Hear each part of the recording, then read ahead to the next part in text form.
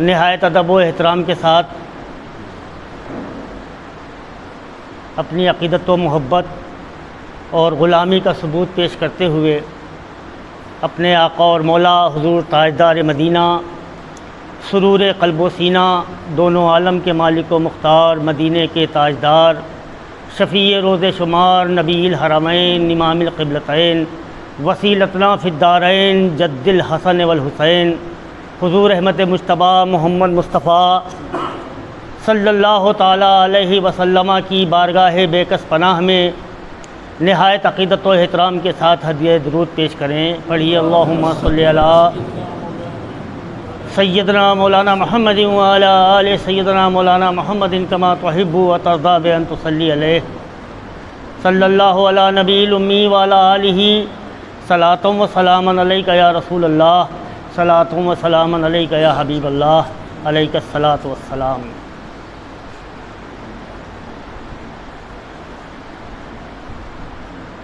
حضرات گرامی، ماہ میلاد مصطفیٰ صلی اللہ علیہ وسلم اپنی تمام رعنائیوں جلوہ آرائیوں برکات اور عظمتوں کے ساتھ رواں دواں ہے۔ اس ماہ مبارک کا عشرہ اول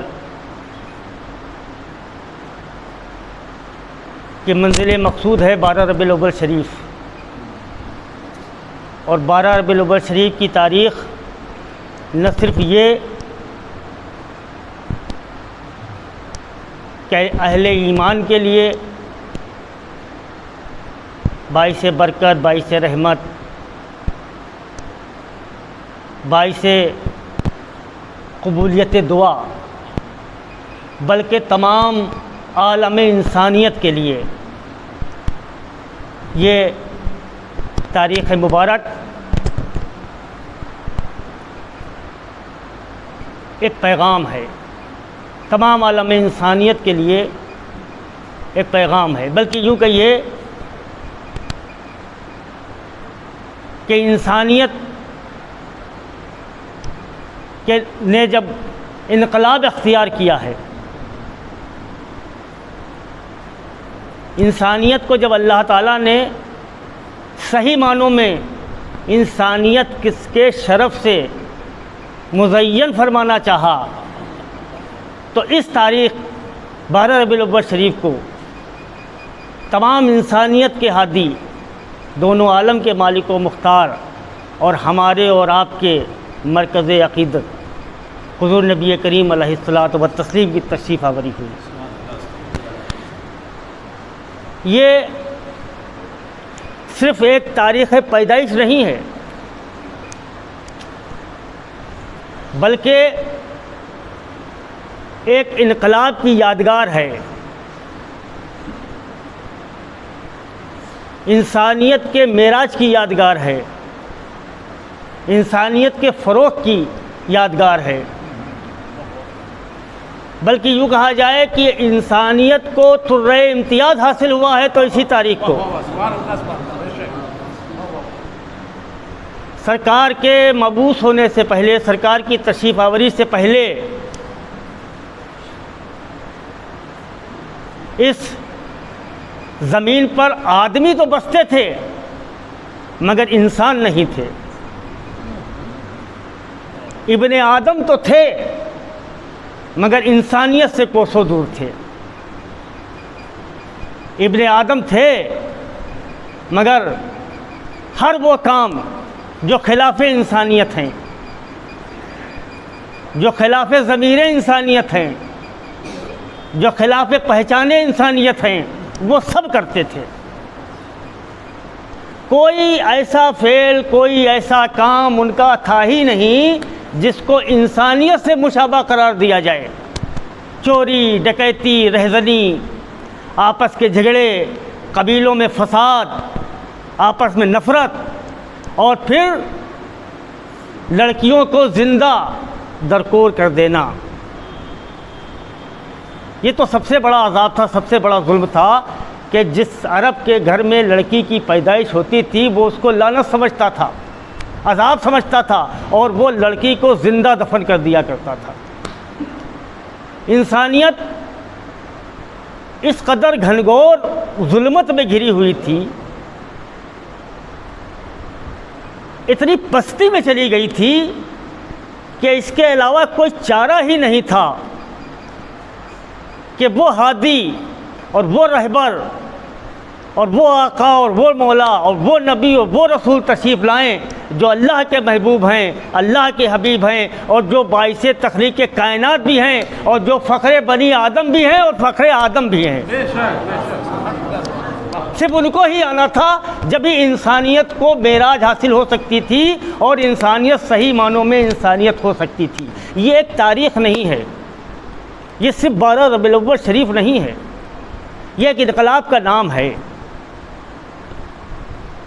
یہ تاریخ کے صفحے پر یہ تاریخ جو لکھی گئی ہے وہ اس لیے نہیں لکھی گئی ہے کہ آپ کو صرف یہ یاد رہے کہ آپ کے نبی، آپ کے رسول صلی اللہ علیہ وسلم اس تاریخ کو تشریف لائے، بلکہ آپ کو یہ بھی یاد رہنا چاہیے کہ حضور تشریف لائے ہیں اس تاریخ کو تو کیوں، حضور کی آمد ہوئی ہے کیوں؟ حضور تو موجود تھے، جب کچھ نہیں تھا تب بھی تھے۔ حدیث پاک ہے، حضور نے ارشاد فرمایا ہے، حضرت امام زین العابدین سے روایت ہے، اور حضرت امام زین العابدین روایت کرتے ہیں اپنے والد محترم حضرت امام حسین رضی اللہ تعالیٰ عنہ سے، اور وہ روایت کرتے ہیں اپنے والد ماجد حضرت علی کرم اللہ تعالیٰ وجہ سے۔ سرکار دو عالم صلی اللہ علیہ وسلم نے ارشاد فرمایا کہ میں تخلیق آدم سے 14,000 سال پہلے بھی اپنے رب کی بارگاہ میں بشکل نور موجود تھا۔ تخلیق آدم سے 14,000 سال پہلے اپنے رب کے پاس تھا، موجود تھا، اور یہ 14,000 سال جو ہیں ان کو آپ اس طرح مت کیلکولیٹ کریے گا، مت جوڑیے گا کہ صبح 6 بجے سے اور اگلے دن صبح 6 بجے تک 24 گھنٹے، اور پھر 7 دن کا ایک ہفتہ، اور پھر 4 ہفتے کا ایک مہینہ، اور پھر 12 مہینے کا ایک سال، پھر اس کے بعد 14,000 سال نہیں۔ غور کریے، فرماتے ہیں سرکار دو عالم صلی اللہ علیہ وسلم کی تخلیق آدم سے پہلے، تخلیق آدم سے پہلے کچھ تھا ہی نہیں۔ جب سورج اور چاند تھے ہی نہیں تو نہ نظام شمسی تھا، نہ نظام قمری تھا، نہ 24 گھنٹے تھے، نہ ہفتہ تھا، نہ مہینہ تھا، نہ سال تھا۔ یہ آپ کے یہ کیلنڈر جو ہے اس سے کیلکولیٹ نہیں 14,000 سال ہو سکتے ہیں۔ آثار قیامت میں ایک جگہ ہے کہ یوم محشر جو ہے وہ 50,000 سال کے برابر ہوگا۔ آپ لوگ سوچتے ہوں گے ایک دن میں کیسے ہو جائے گا سب کام؟ یہ نظام شمسی سے اس کا کوئی کیلکولیشن نہیں ہے۔ یہ 50,000 سال وہی ہیں جو 14,000 سال آقا فرما رہے ہیں۔ نظام شمسی اور نظام قمری سے اس کا کوئی تعلق نہیں ہے۔ آپ کا کیلنڈر بے بس ہے، آپ کا کیلنڈر تو بعد میں بنا ہے۔ چاند، سورج، زمین، آسمان، ستارے، سب کچھ تو بعد میں تخلیق ہوا ہے۔ سرکار فرماتے ہیں میں اس وقت بھی نور تھا، اور بشکل نور اپنے رب کے قرب میں موجود تھا۔ تو سرکار تو موجود تھے، لیکن سرکار کو پیکر بشریت میں یہاں بھیجا کیوں گیا؟ یہ آپ کے لیے ایک سوال ہے، آپ کے لیے ایک سوال ہے۔ آپ محفل میلاد شریف سجاتے ہیں، 12 ربیع الاول شریف کو جشن عید میلاد النبی بناتے ہیں، خوشیوں کا اظہار کرتے ہیں، لیکن آپ اپنے جذبات کے رو میں جب بہتے ہیں تو آپ یہ بھول جاتے ہیں کہ جن آقا کی محبت میں آپ جشن منا رہے ہیں انہی آقا کے حکموں کی حکمدولی بھی کر رہے ہیں۔ آقا نے آپ کو جس بات کے لیے پابند کیا ہے، پابندی شریعت آپ کو کرنا ہے، اس کو بھول کر آپ جشن منا رہے ہیں۔ کیا آقا خوش ہوں گے؟ آقا کو جشن کی ضرورت نہیں ہے۔ آقا کو اس کی ضرورت نہیں ہے کہ آپ اپنے گھر پہ جھنڈا لگائیے، آقا کو اس کی ضرورت نہیں ہے کہ آپ اپنے گھر پہ چراغاں کریے، آقا کو اس کی ضرورت نہیں ہے کہ آپ محفلیں سجائیے۔ یہ تو آپ اپنی عاقبت کو اچھا کرنے کے لیے کرتے ہیں، اور اقوام عالم میں اپنی پہچان بنانے کے لیے کرتے ہیں۔ آقا کو یہ چاہیے کہ میرا غلام، میرا امتی، میرا عاشق، مجھ سے محبت کرنے والا میرے احکامات کی پابندی کرے، میری شریعت کی پابندی کرے۔ اگر سچا محبت کرنے والا ہے، سچا امتی ہے، تو سرکار کے احکامات مبارکہ سے سوئی کی نوک کے برابر بھی روگردانی کرتا ہے تو اس کے سارے جشن بیکار ہیں، ساری خوشیاں بیکار ہیں، سارے ذکر بیکار ہیں۔ یہ تاریخ اس لیے آئی ہے کہ آپ کو انسان بنا دے، اور انسان کی تعریف یہی ہے کہ اگر مسلمان ہے تو انسان ہے، اس لیے کہ اسلام نے ہی انسانیت کا درس دیا ہے۔ لا الہ الا اللہ محمد رسول اللہ پڑھنے والا ہی اگر انسانیت سے دور ہے اور انسانیت کی خلاف ورزی کر رہا ہے تو وہ اپنے آقا کی بارگاہ میں سچا امتی نہیں ہے۔ ذرا آپ اندازہ لگائیے، آپ آقا کے نام لیوا ہیں، آقا کے امتی ہیں، آقا کے عاشق ہیں، آقا سے محبت کرتے ہیں، آقا کے لیے رحمت للعالمین قرآن فرما رہا ہے، اپنوں کے لیے بھی رحمت ہیں، غیروں کے لیے بھی رحمت ہیں، دشمنوں کے لیے بھی رحمت ہے، دوستوں کے لیے بھی رحمت ہیں، جو مانتا ہے اس کے لیے بھی رحمت ہے، جو نہیں مانتا ہے اس کے لیے بھی رحمت ہیں۔ اور آپ آقا کے نام لیوا، آقا کے امتی، آپ ایک پیاسے کو اس لیے پانی نہیں پلا سکتے ہیں کہ آپ کا اس سے اختلاف ہے۔ آپ ایک بھوکے کو کھانا اس لیے نہیں کھلاتے ہیں کہ آپ کا اس سے اختلاف ہے۔ آپ اپنے سگے بھائی کی خدمت نہیں کر سکتے ہیں، اور انتہا تو یہ ہے کہ آپ اپنے والدین کی خدمت نہیں کر سکتے ہیں اگر کوئی آپ میں تنازع ہے تو۔ کیا یہی ہے آقا کا حکم؟ آقا نے دشمنوں کے ساتھ محبت فرمائی ہے، آقا نے جان کے دشمنوں کے ساتھ محبت فرمائی ہے، آقا نے ان سے محبت فرمائی ہے جو اپنا وتیرہ بنائے ہوئے تھے آقا کو تکلیف پہنچانا اور آقا کو ایذا دینا۔ آقا نے ان کے ساتھ رحمت فرمائی، ان کی ہدایت کی دعا کی، ان کو راہ راست پہ لانے کی دعا کی۔ آپ نے بہت مرتبہ سنا ہوگا کہ طائف کا بازار ہے، طائف کے اوباش لڑکے لوگوں کے ہشکانے پر سرکار کے جسم اقدس پر سنگباری کر رہے ہیں، جس میں اطہر لہو لہان ہو جاتا ہے، اور اتنا لہو مبارک آپ کے جسم اقدس سے نکلتا ہے کہ آپ کی نالین مبارکہ جو ہیں وہ خون لہو سے بھر جاتی ہیں۔ اللہ رب العزت کو جلال آتا ہے، محبوب کا معاملہ ہے، حبیب کا معاملہ ہے، جلال آتا ہے، پہاڑوں کے فرشتے کو بھیجتا ہے، پہاڑوں کا فرشتہ عرض کرتا ہے بارگاہ صاحب یا رسول اللہ، اللہ تعالیٰ ارشاد فرما رہا ہے کہ اگر آپ مجھے حکم دیں تو میں طائف کی آبادی کے چاروں طرف جو پہاڑ ہیں ان کو ایسے چپکا دوں تاکہ پوری آبادی اس میں پس کے ختم ہو جائے۔ سرکار کیا فرماتے ہیں؟ نہیں، میں اللہ سے دعا کر رہا ہوں کہ اللہ انہیں ہدایت دے دے، یہ مجھے پہچانتے نہیں ہیں۔ آپ اس آقا کے ماننے والے ہیں، اس آقا کے نام لیوا ہیں۔ آج اگر آپ اپنے بھائی سے دشمنی پہ کمر بستہ ہو جاتے ہیں تو آپ اس کو آدھا گلاس پانی بھی پلانے میں اپنی بے عزتی محسوس کرتے ہیں۔ آپ کا پڑوسی تڑپ رہا ہے اور آپ اپنی جیب میں رکھی ہوئی رقم سے اپنی عیش و عشرت کے سامان مہیا کر رہے ہیں، اور آپ کا پڑوسی 10 روپے کی دوا کے لیے ترس رہا ہے۔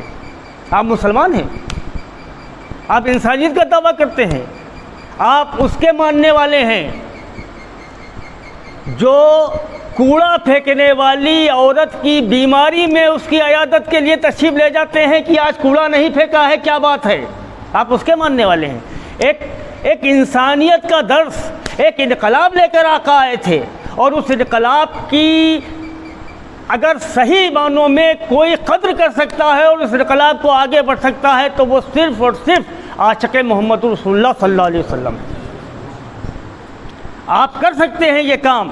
آپ اس منصب کے نہیں ہیں جس پہ صحابہ اکرام تھے، آپ اس منصب کے نہیں ہیں جس پہ اولیاء اللہ تھے، آپ اس منصب کے نہیں ہیں جس پہ غوث تھے، آپ اس منصب کے نہیں جس پہ خواجہ تھے، لیکن آپ امتی تو ہیں۔ آپ اپنی حیثیت کے مطابق، اپنی استطاعت کے مطابق، اپنی ہمت کے مطابق آپ وہ کام تو کر سکتے ہیں جس کے لیے آقا نے حکم دیا ہے۔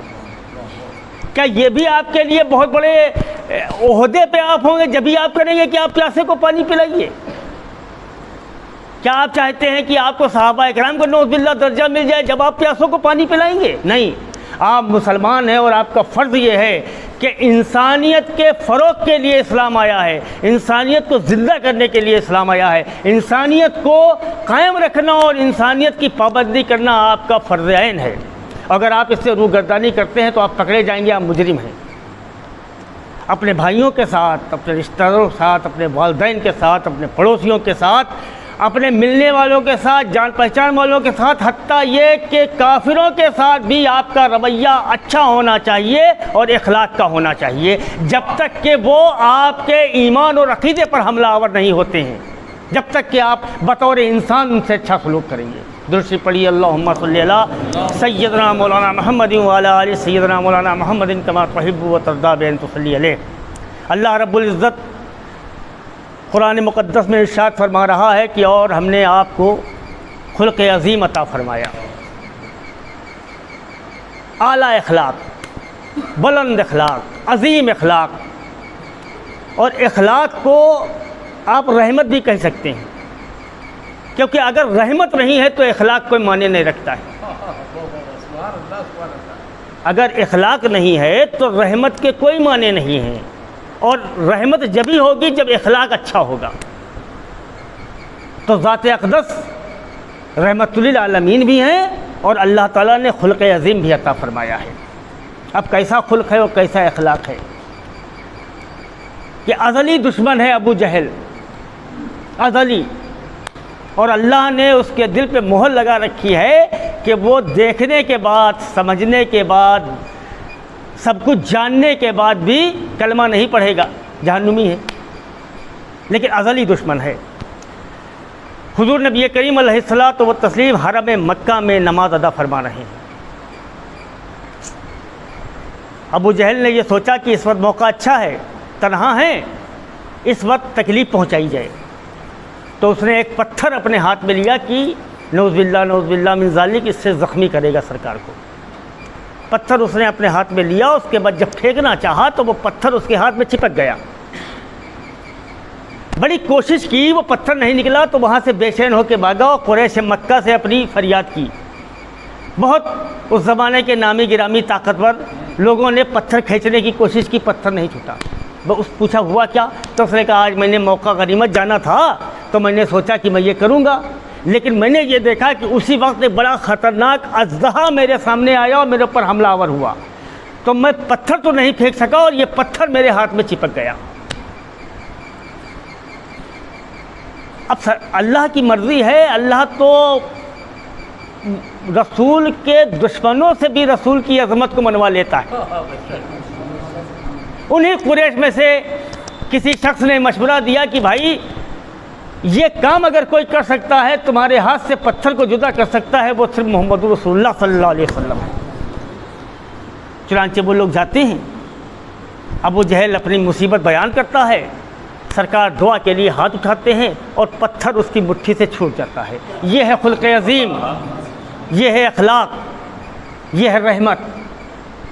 دشمن ہے اور جانتے ہیں سرکار، میرا تو یقین ہے کہ جانتے ہیں کہ ابو جہل اس ارادے سے آیا ہے، لیکن اس کے باوجود بھی دعا فرماتے ہیں، پتھر اس کے ہاتھ سے علیحدہ ہو جاتا ہے۔ رحمت اور خلق عظیم اس سے بڑا کوئی نہیں ہو سکتا ہے، رحمت اس سے بڑی کوئی نہیں ہو سکتی ہے کہ فتح مکہ کا دن ہے، شان و شوکت کے ساتھ حضور نبی کریم علیہ الصلوۃ والتسلیم صحابہ اکرام کے جھرمٹ میں کعبہ شریف کے اندر تشریف فرما ہیں، بت توڑے جا رہے ہیں، غلبہ ہو چکا ہے۔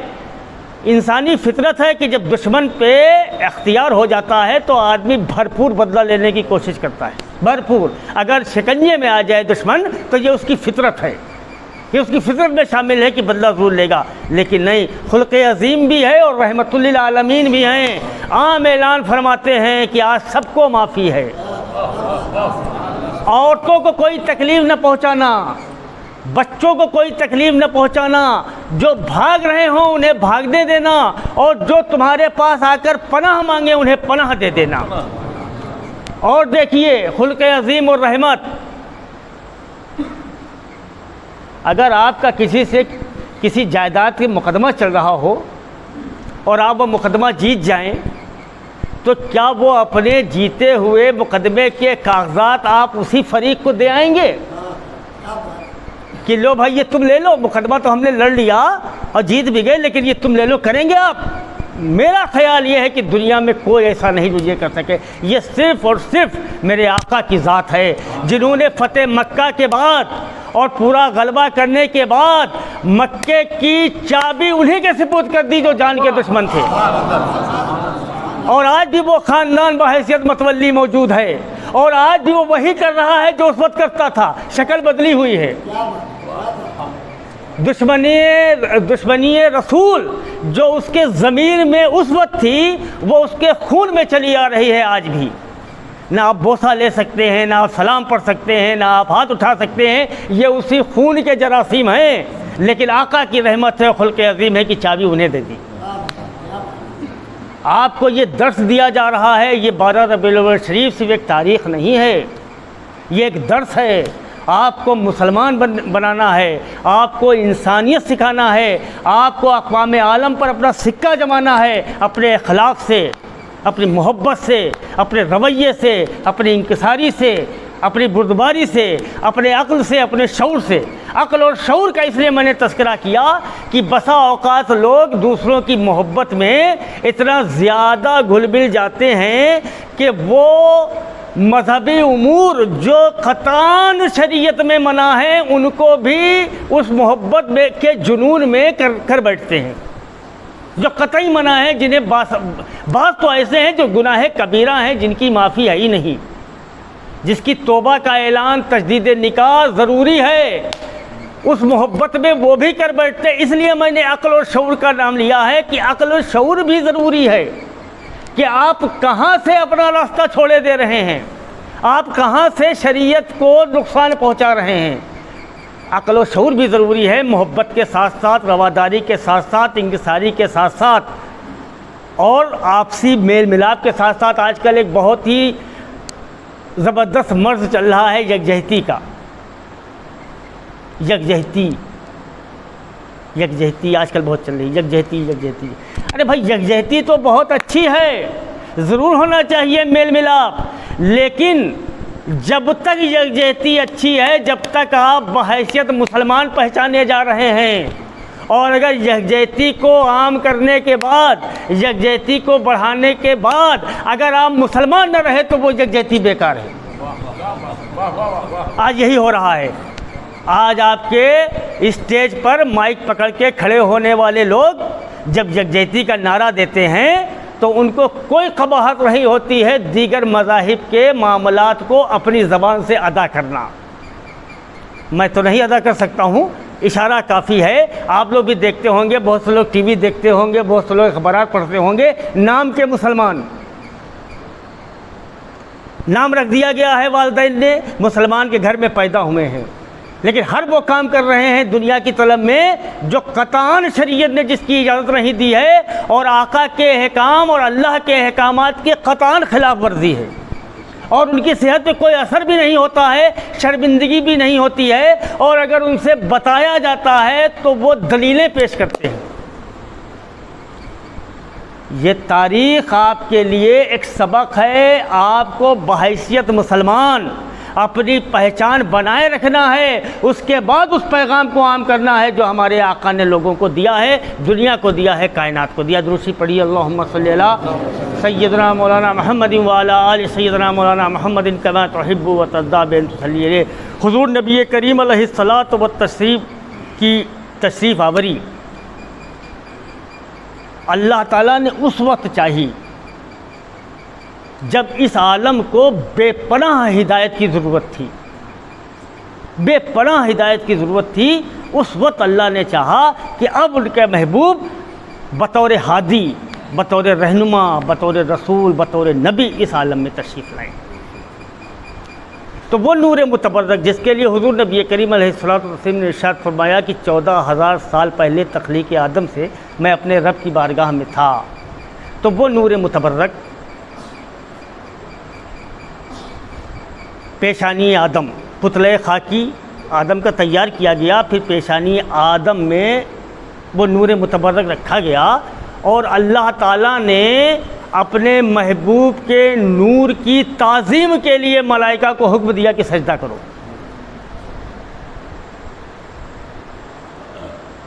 اس تعظیم، نور کی تعظیم کے لیے حکم دیا گیا۔ جس نے سجدہ کر لیا وہ آج بھی فرشتہ ہے، اور جس نے سجدہ نہیں کیا وہ آج بھی شیطان ہے، اور قیامت تک شیطان رہے گا۔ شیطان یہ سمجھا کہ یہ وہ سجدہ ہے جو سجدہ بارگاہ رب العالمین میں ہوتا ہے، یہ وہ سجدہ ہے۔ آج بھی لوگ ایک سجدے کو ایسے ہی سمجھتے ہیں کہ یہ وہی سجدہ ہے۔ سجدہ سجدہ ہے، سجدے کو سمجھنا ہے۔ شیطان سجدے کو کچھ سمجھتا ہے، ملائکہ سجدے کو کچھ سمجھتے ہیں، فرشتے سجدے کو کچھ سمجھتے ہیں، شیطان کچھ سمجھتا ہے۔ ارے اپنا سجدہ کرانے والا ہی تو کہہ رہا ہے کہ سجدہ کرو، کوئی دوسرا تو کہہ نہیں رہا بھائی۔ آپ کے والد محترم آپ سے یہ کہیں کہ دوسرے صاحب بیٹھے ہوں، ان سے یہ کہیں کہ ان کے پیر دباؤ، آپ کیا کریں گے؟ اپنے والد کا حکم مانیں گے کہ یہ کہیں گے ان سے تو ہمارا کوئی تعلق ہی نہیں بھائی، ہم ان کے پیر کیوں دبانے لگے؟ کیا کریں گے آپ؟ اگر آپ نے اپنے والد کا حکم نہ مانا تو آپ نالائق اولاد ہیں۔ شیطان سے یہی معاملہ ہو گیا کہ بس اس نے حکم نہیں مانا، حکم کون دے رہا ہے یہ بھول گیا، حکم کیا دے رہا ہے یہ اس کی سمجھ میں آیا، یہ بھول گیا کہ حکم کون دے رہا ہے۔ بہرحال تو پھر وہ نور متبرک اصلاب طیبہ اور رحم طاہرہ میں منتقل ہوتا ہوا حضور کے والد ماجد حضرت عبداللہ رضی اللہ تعالیٰ عنہ، اور ان سے آپ کی والدہ ماجدہ حضرت آمنہ خاتون رضی اللہ تعالیٰ عنہ کے سپرد ہوا۔ اور جب وہ نور متبرک پیکر بشریت میں اس عالم گل میں، عالم آب و گل میں تشریف لایا تو ربیع الاول شریف کا مہینہ تھا، دوشنبے کا دن تھا، صبح صادق کا وقت تھا۔ تمام ملائکہ حضور کے در اقدس پر صلاۃ و سلام کا نذرانہ پیش کر رہے تھے۔ آئیے ہم آپ بھی کھڑے ہو کر صلاۃ و